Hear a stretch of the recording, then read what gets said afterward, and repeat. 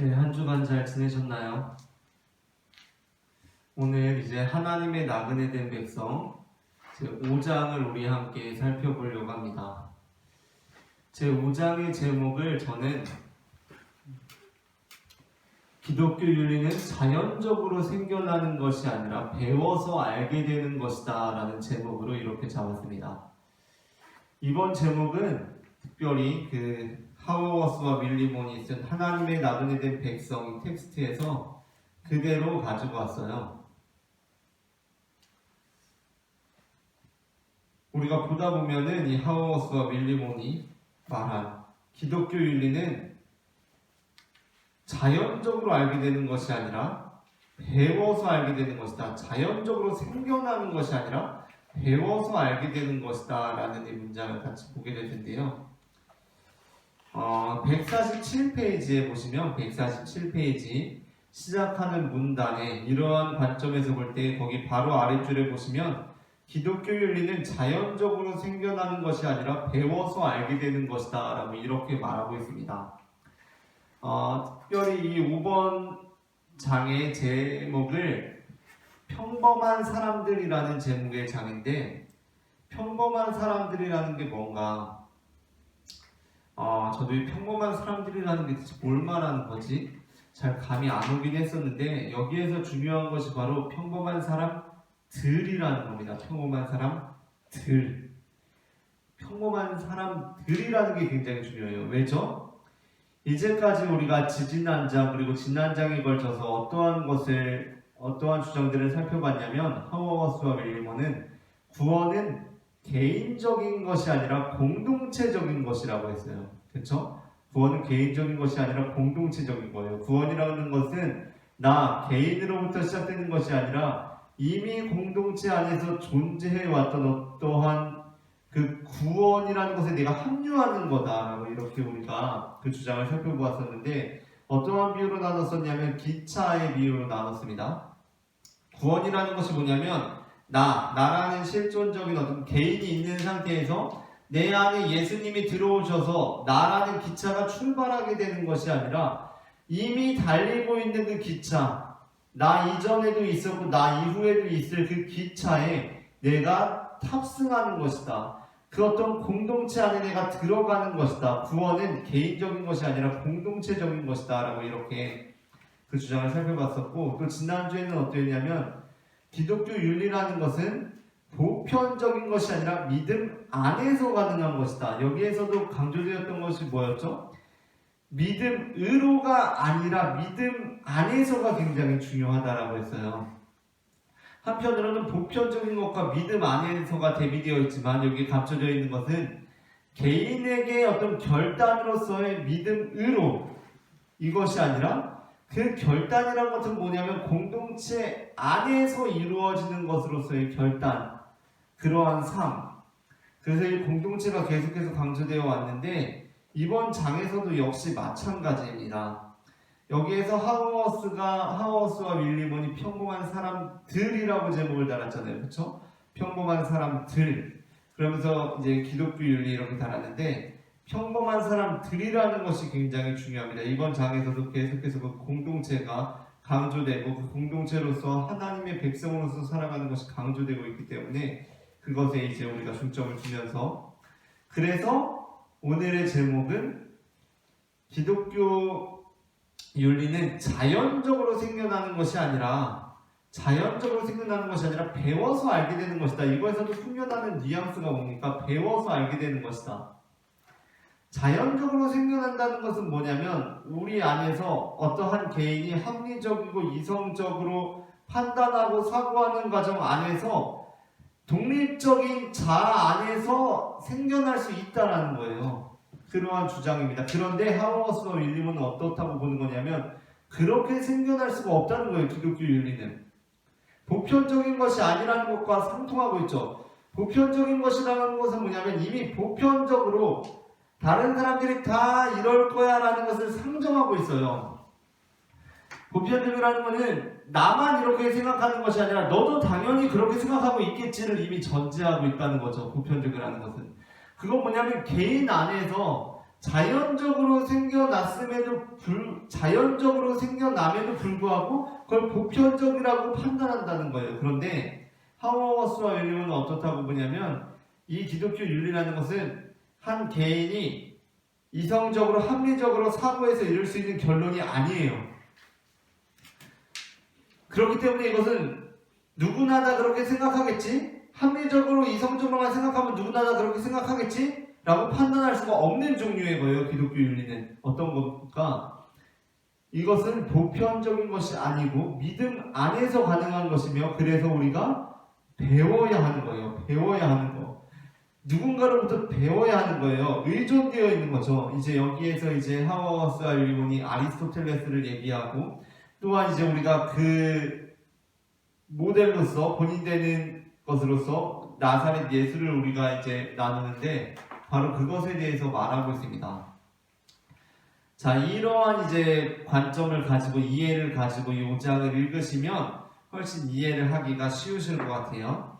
일단 5장은 하나의 특별한 사례로 이제 시작을 하고 있고 그건 이제 그냥 읽어보시면 될 것 같고요.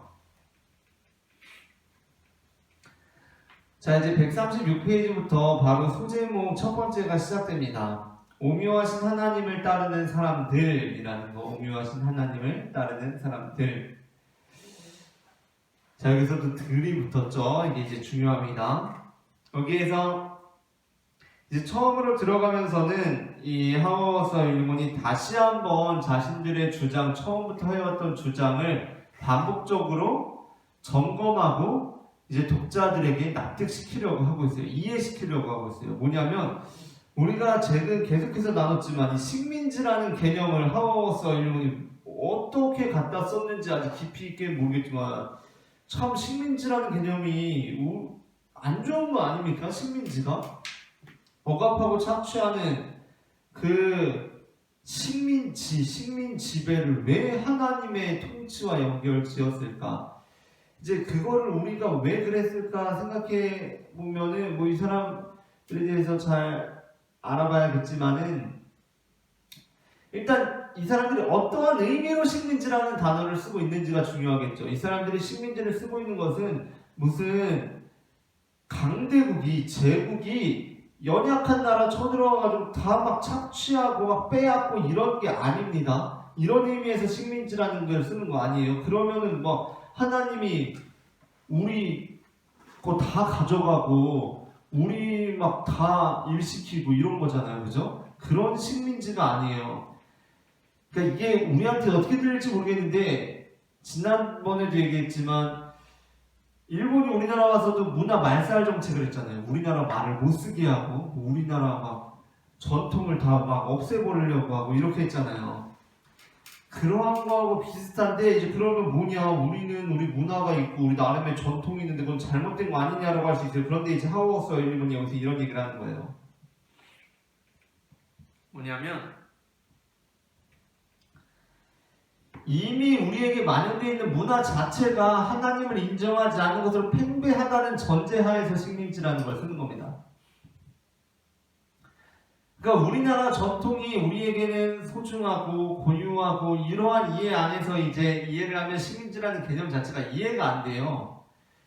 근데 이제 하워워스와 윌리몬 이걸 이제 받아들이고 시작해야 되는데 하워워스와 윌리몬의 전제는 뭐냐면 지금 우리의 전통, 지금 우리의 문화, 지금 우리도 모르게 우리에게 스며 있는 이 삶의 모든 방식 이거는 하나님과 관계없는 것에 지금 영향을 너무나 크게 받고 있다는 전제예요. 그러니까 뭐가 필요할까요? 그러니까 식민 지배가 필요한 거예요. 하나님의 통치가 필요한 겁니다. 그러니까 왜? 이미 우리에게 지금 만연되어 있는 이 현실이 너무나 하나님과 상관없는 문화와 전통의 영향을 받고 있기 때문이에요. 자, 봅시다. 136페이지 이제 시작된 곳에 보면 한 7번째 줄 정도 되는 것 같은데 7번째 줄에 보면 사실을 보이고자 했다 하면서 거의 오른쪽으로 끝나는 부분에 이런 사실로 인해 지극히 높으신 하나님을 인정하지 않는 세상 속에서 하나님의 공의가 다스리는 식민지를 세우는 엄청난 사업이 필요하다 이겁니다. 그러니까 이 식민지라는 단어가 물론 우리에게 굉장히 거슬리는 단어긴 하지만 하워스와 윌리먼이 어떻게 쓰고 있냐, 지금 이 세상이 이미 어때요? 지금 이 문화가 어때요? 우리의 전통이라는 것이 어때요? 지금 우리에게 엄청나게 영향을 주고 있는 이 세상이라는 것이 어때요? 하나님을 인정하지 않아요. 우리도 그것에 영향을 받고 있어요. 우리가 이 세상에서 살아가는 한 그거로부터 자유로울 수가 없다는 거예요. 계속해서 그거에 영향을 받죠. 그래서 하워스 앨리먼은 그러한 의미 안에서 어떻게 말하고 있는 거예요? 하나님의 공의가 다스리는 식민지를 세우는 엄청난 사업이 필요하다라고 말하는 겁니다. 그러한 의미에서 하워스와 윌리먼이 말하는 이 식민지라는 개념을 이해하면 좋을 것 같아요. 그러면서 이제 이번 장에서 말하고자 하는 주장 이것이 나오는데, 이제 이어지는 문장도 굉장히 중요하지만 4줄 정도 더 내려와서 이렇게 말하고 있습니다. 136페이지 전체에서 한 중간쯤 되는 거예요. 그 주장이 의미하는 바는 교회가 우리를 도와줌으로써 비로소 우리가 도덕적인 삶을 살 수 있게 된다는 점이다. 교회는 우리가 도덕적으로 살아가도록 도움을 줄 뿐만 아니라 또한 도덕적이라는 것이 어떤 것인지를 가르쳐주기도 한다는 겁니다. 여기에서 이제 하워스와 윌리먼이 암과 삶 중에서 삶을 더 이제 강조하고, 우리가 믿는다는 것과 따른다는 것의 어떠한 개념의 구분 안에서 따른다는 것을 더 강조하고 있는데, 그럼에도 불구하고 이 알미라는 영역 그리고 믿음이라는 영역이 얼마나 그 따름과 삶과 밀접하게 관련되어 있는가, 이것이 이제 이 장에서 나오고 있어요. 그렇죠? 여기에서 이제 이렇게 말하고 있죠. 교회는 우리가 어떻게 도덕적인 삶을 살아갈 수 있게 될 뿐만 아니라 우리가 그 안에서 배움이 있어요. 가르침을 받게 되고 알미라는 것이 생기게 된다는 것이죠. 자, 그러면서 하워스와 윌리먼이 이제 여기 첫 번째 소제목에서 강조하고 있는 것은 뭐냐면, 앞서 얘기했던 것을 다시 한번 정리하는 겁니다. 우리가 말했던 식민지라는 개념, 그리고 이 사람들이 주장하고자 하는 것이 무엇인지. 자, 137페이지에 들어가게 되면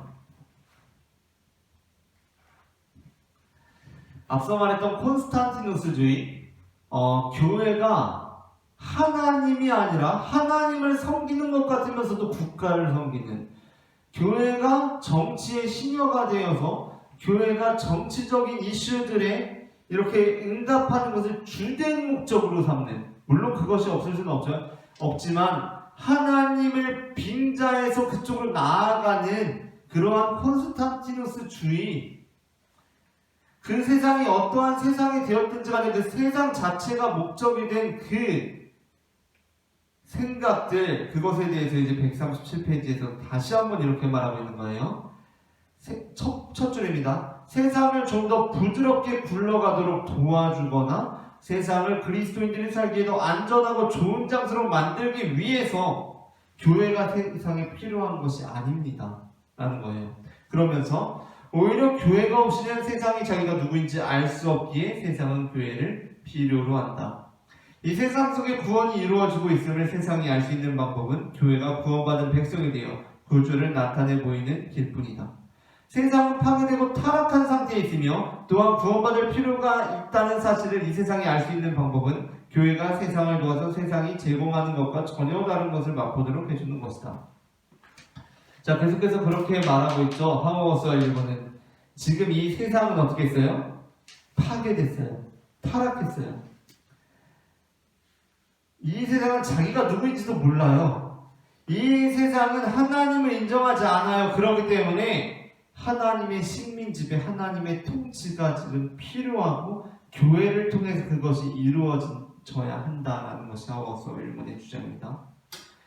그러면서 이 콘스탄티누스 주의에 빠진 교회를 그 다음 줄에 이어서 타협적인 교회다라고 이렇게 말을 하고 있고요. 그 다음에 137페이지 아래에 이어서도 이제 맨 마지막 문단입니다. 187페이지. 누구나 느끼듯이 아랫줄. 무신론은 우리가 호흡하는 공기다. 우리가 하나님을 믿는 사람들로 살아가고 있잖아요. 그렇죠? 예수 그리스도를 우리의 구주로 영접한 사람들로 예수 그리스도를 따르는 믿음을 가지고 살아가고 있는데, 그럼에도 불구하고 우리는 어디서 살고 있죠? 우리가 이 접촉하고 있는 공기가 뭐예요? 무신론이에요. 우리는 마모니즘의 세상 속에 살아가고 있다고요. 이 세상 속에서 살아가면서 우리가 그것을 부인할 수는 없어요. 부정할 수가 없습니다. 우리는 계속해서 그 영향을 받고 있는 세상 가운데 살고 있어요. 그래서 하우스와 윌리엄은 뭐가 필요하다는 거예요? 식민 지배가 필요하다라고 말하고 있다는 겁니다.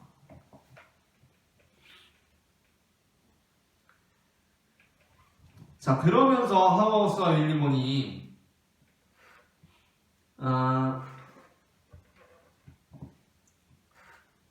그렇다면 기독교 신학은 어떠한 것이 되어야 되는가? 하우스와 윌리엄이 여기서 신학에 대해서 잠깐 언급을 하는데, 하우스와 윌리엄이 주장하는 신학은 138페이지에 이제 거기 중간부터 나오는 문단을 보면 많은 신학자들이, 그리고 신학적인 과제가 여기 이제 보면 현대 신학들은 신학의 첫 단계가 현대인들에게 하나님이 계시다는 것을 이해시키는 것이라는 자연신학의 과정들을 따르고 있다. 이게 뭡니까? 자연신학의 과정들을 따르고 있다. 그 자유주의 신학하고도 연결될 수가 있는데, 사람들이 이걸 설득하려고 한다는 거예요. 하나님에 대해서 설득하려고 하고 하나님의 존재에 대해서 말하려고 하고 그렇게 하는데, 하우스와 윌리엄은 어떻게 말하고 있냐면, 어떤 종류의 하나님이 존재하시는가라는 좀 더 성서적인 물음에 집중해야 한다라고 말하고 있어요. 어떤 종류의 하나님인지 우리가 그것을 말하는 데 집중해야지, 어떤 실제로서의 하나님, 어떤 궁극적인 관심으로서의 하나님, 그것은 하우스와 윌리엄이 주장하는 것과는 다른 주장이에요. 하우스와 윌리엄이 주장하는 것은 우리가 어떠한 하나님이냐, 그 하나님이 그래서 어떠한 하나님인데 이것이 우리가 최종적으로 말하고자 하는 것이고, 이것이 이제 말하고자 하는 핵심이 돼야 된다는 겁니다. 그 하나님이 그래서 어떤 하나님이냐. 왜? 아무리 무슨 하나님을 논리적으로 설득력 있게 제시한다고 할지라도 그게 우리가 말하고자 하는 성서적인 하나님과 같은 하나님이 아니라면 그것은 무신론보다도 더 위험한 우상숭배이기 때문이에요. 우리는 무신론의 이 세상 속에서 어떻게 하면 하나님을 설득력 있게 전달할 수 있을까라고 하면서 자연신학적인 가정들 안에서 이제 논리를 전개하고 있는데, 그렇게 해서 주어진 하나님, 그렇게 해서 그들이 받아들인 하나님이 결국 성서적인 하나님과 전혀 상관없는 어떠한 절대자로서의 신이라고 한다면 그것은 결국 무신론보다 더 위험한 우상숭배에 빠지고 마는 거라는 주장입니다. 그래서 우리는 성서적인 하나님, 아브라함과 이사와 사라와 마리아와 예수님의 하나님이 과연 누구냐? 예수님께서 아버지라고 부른 그 하나님이 누구냐? 라는 거, 그거를 우리가 이제 알아야 한다라고 이렇게 하는 거고요. 그 다음에 이제 이 다음에 140페이지에 보게 되면 이 하우스와 윌리엄이 기독교 윤리라는 거, 그리고 우리가 교회 안에서 우리가 이제 이루어가야 할 도덕적인 성품이라는 것을 언어를 배우는 것과 상당히 비슷하다라고 이렇게 주장을 해요. 이 언어를 배운다는 것은 우리가 지난번에도 잠깐 나누었지만, 이 언어 게임, 이 언어를 배우는 어떤 방식과 언어의 문법 체계와 신앙을 연결짓는 것이 이 예일학파의 특징입니다. 그러니까 린드백을 중심으로 해서, 조지 린드백을 중심으로 해서 뭐냐면 후기 자유주의가 이제 나타나기 시작하는데, 후기 자유주의는 그렇다고 해서 자유주의가 더 발전된 형태가 아닙니다. 오히려 자유주의하고는 정반대에 서 있는 거예요. 그러나 그렇다고 해서 자유주의가 신정통주의하고 정반대에 서 있는 것과 동일한 방식으로, 신정통주의와 같은 방식으로 이제 자유주의와 반대 진영에 서 있는 것이 아니라 그것과는 또 다른 방식으로, 어떻게 보면은 정반합의 이제 그러한 구조 안에서 또 정반대로 이제 서 있는 것인데, 이제 이야기라는 것, 언어 문법 체계라는 것과 신앙과 긴밀하게 연결을 짓고 있어요. 도덕적인 성품을 배우는 일, 우리가 기독교 윤리 안에서 삶을 살아가는 것은 언어를 배우는 것과 비슷하다라고 이렇게 말하고 있어요. 그러면서 그 언어를 배운다는 것, 우리가 도덕적인 성품을 이루어가는 것, 기독교 윤리적인 가치를 따라서 살아가는 것이 무엇을 의미하는가? 140페이지에 맞춰지는 문단에 보면 이렇게 말하고 있습니다. 그렇지 않다. 사람이 언어를 배우는 것은 그 언어를 사용하는 공동체에 속하고 손윗 사람들을 살펴보고 그들을 흉내내는 일을 통해서 이루어진다라고 이렇게 말하고 있습니다. 우리가 언어를 가르치고 언어의 가르침을 받는 것은 뭐냐면 공동체 안에서, 그리고 우리보다도 다른 사람들의 것을 어떤 따라하면서 흉내내면서 모방하면서 이루어진다라는 거예요. 그걸 어떤 정말 전적으로 학습하듯이 이루어가는 것이 아니라 따라하면서 흉내내면서 가능하다는 것이죠. 뭐냐면 모델이 있다는 겁니다. 모델. 자, 그러면서도 이 이제 윌리엄이 기독교 윤리라는 것에 대해서 공동체를 계속해서 강조하고 있어요. 그러면서 131페이지의 맨 윗줄을 보시면 윤리는 언제나 부차적인 위치에 있으며 사람들이 공동체 안에서 하나 되어 사는 방식에 의해 좌우된다라는 것입니다. 자, 이제 그 다음에 두 번째 이제 소제목으로 가서 탁월한 모범이 되는 성도들입니다. 그렇죠? 여기서도 탁월한 모범이 되는 성도들이에요. 들. 이게 중요하다고 했죠? 공동체적인 단어들을, 개념들을 사용하고 있다는 거예요. 여기에서 이제 탁월한 모범이 되는 성도들 하면서 칸트의 사상과 주장을 이제 하우어스와 윌리엄이 다룹니다. 칸트 엄청난 철학자고 대학자인데, 물론 이제 칸트의 이 인식론을 통해서 어떤 철학이라는 학문의 수명이 끝났다라고 보는 사람들도 있지만, 그럼에도 불구하고 칸트는 엄청난 학자임을 부정할 수가 없는 이제 상황인데, 칸트는 정말 대단한 사람이라고, 제가 뭐 칸트를 막 치밀하게 공부해보진 않지만 그렇게 너무나 많이 들어왔기 때문에 정말 그런 것 같아요. 어쨌든 근데 이제 칸트가 주장하는 것이 뭐라고 얘기를 하냐면, 이 하우어스 윌리엄이 142페이지에 이제 두 번째 줄에 보시면 현대인들은 자신이 독립적이고 이성적이며 능동적인 주체라고 생각하기를 좋아한다 라고 이제 말하면서, 칸트의 윤리라는 것이, 칸트가 말하고 있는 것이 뭐냐면 어떤 개인적인 결단의 문제로서의 윤리예요. 여기서 이제 칸트의 정언명령을 이야기하기도 하지만, 정언명령이라는 것은 뭐냐면 한 개인이 그 개인이 맞닥뜨리게 되는 조건이 없는 명령들입니다. 그게 칸트는 있다고 본 거예요. 그러니까 그게 있다고 봅니다. 사람을 때려서는 안 된다라는 어떠한 정언 명법 같은 게 있는 거예요. 그게 이제 도덕의 토대가 되는 거죠. 그렇기 때문에 우리는 다른 사람이 나를 때리면 뭐라고 말할 수가 있는 거죠. 그 정언 명법이 내 안에 있기 때문에 왜 때려? 라고 말할 수가 있다는 거예요. 자, 정언 명법이 내 안에 없다. 그리고 그것이 내 안에 있지만 그것이 보편성을 지향하고 있지 않다라고 한다면, 우리는 나를 때린 사람에게 왜 때리라고 말할 수가 있을까요? 왜 때리라고 말할 수가 없죠. 왜죠?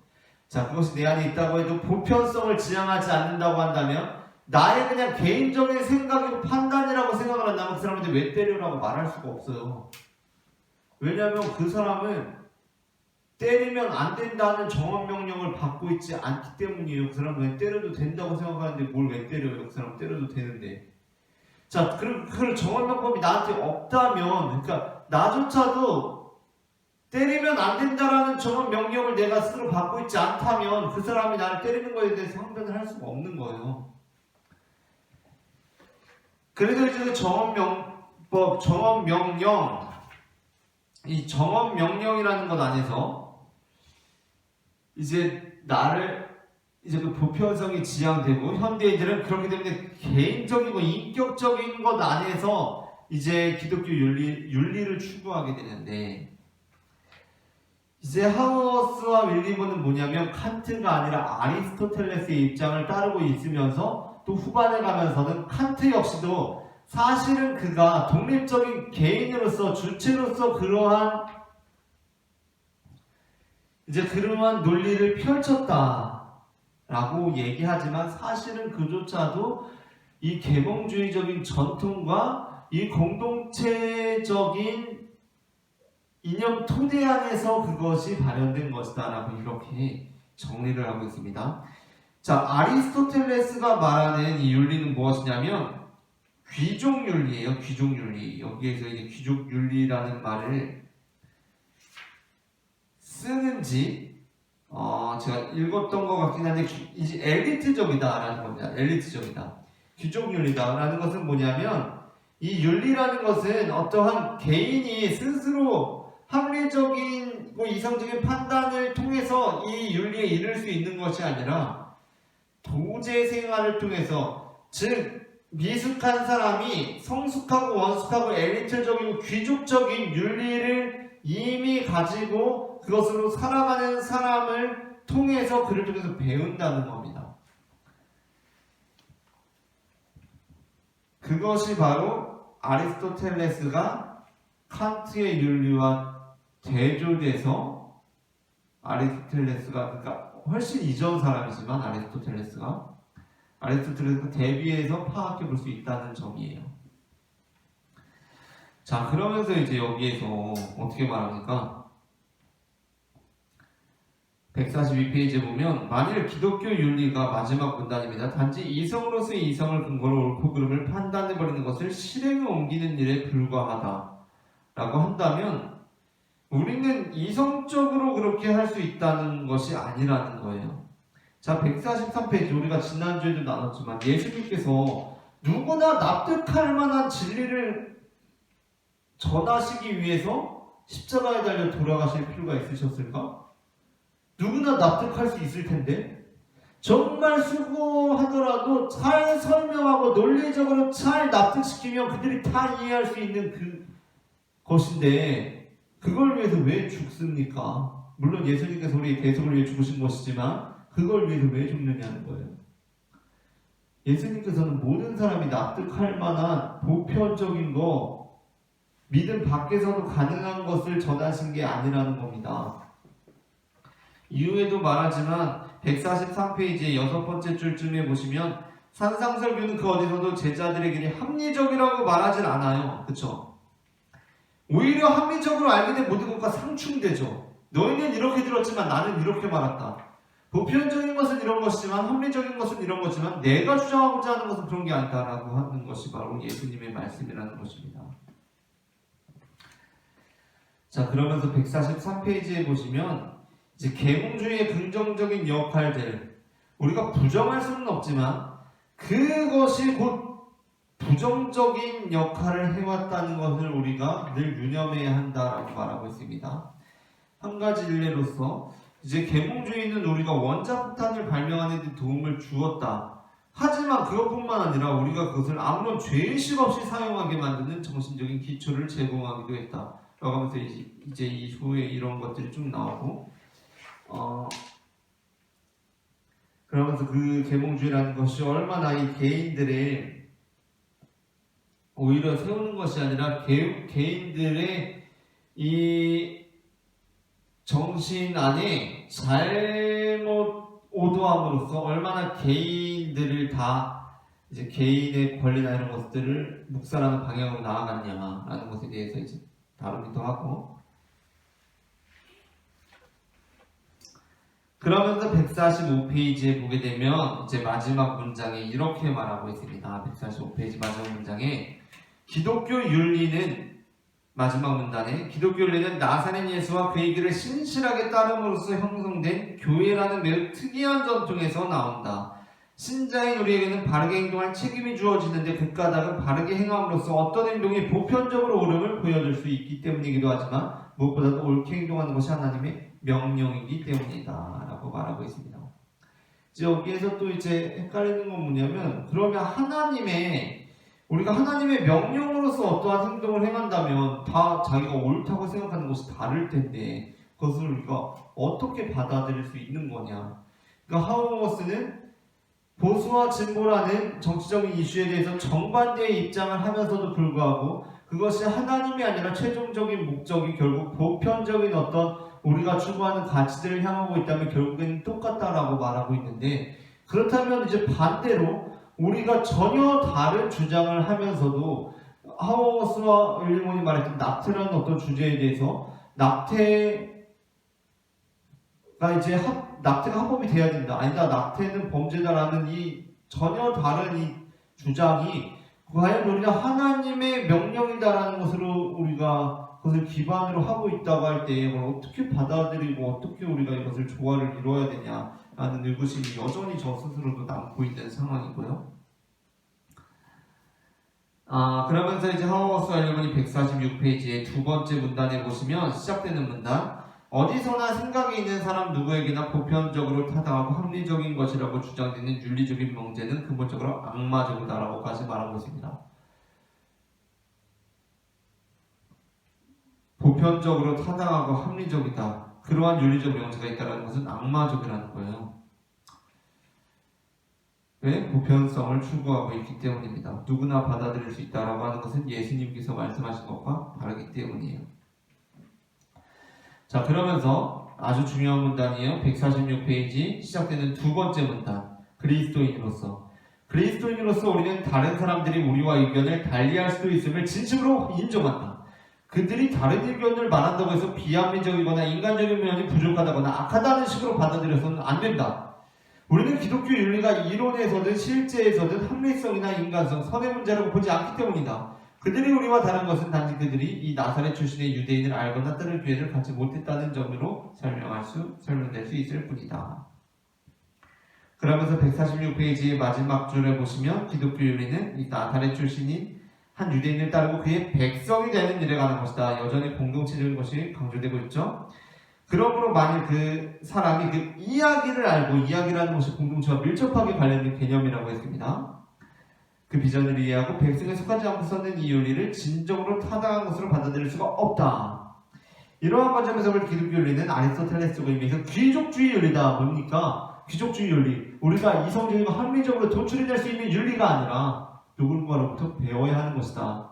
그러므로 우리 스스로도 어떻게 생각해야 합니까? 내가 어떠한 입장을 가지고 있어요? 내가 어떠한 윤리적인 이념을 가지고 있어요? 자, 여러분, 내가 이러한 윤리적인 이념을 가지고 이러한 정치적인 이슈에 대해서 이렇게 주장합니다. 여러분, 이거 보편적인 거 아니에요? 여러분, 이거 합리적인 거 아니에요? 다 이렇게 해야 되는 거 아니에요? 라고 주장하는 것이 악마적인 거라는 거예요. 뭐예요? 나 역시도 이렇게 주장을 하는 것은 내가 이러한 전통 안에서 내가 누군가로부터 배웠기 때문에 이렇게 주장을 하고 있다는 것을 겸허하게 받아들일 수 있어야 한다는 것입니다. 저 역시도 그렇죠. 제가 어떠한 생각을 가지고 있고 제가 어떠한 방식으로 여러분에게 이제 하워스와 일본의 이러한 것들을 해석하는데 보편적인 거로 누구나 받아들일 수 있기 때문에 이렇게 하는 것이 아닙니다. 저 역시도 누군가로부터 가르침을 받았고 어떠한 전통 안에서 교육을 받았기 때문에 저 나름의 관점을 가지고 이렇게 주장을 할 수가 있다는 것입니다.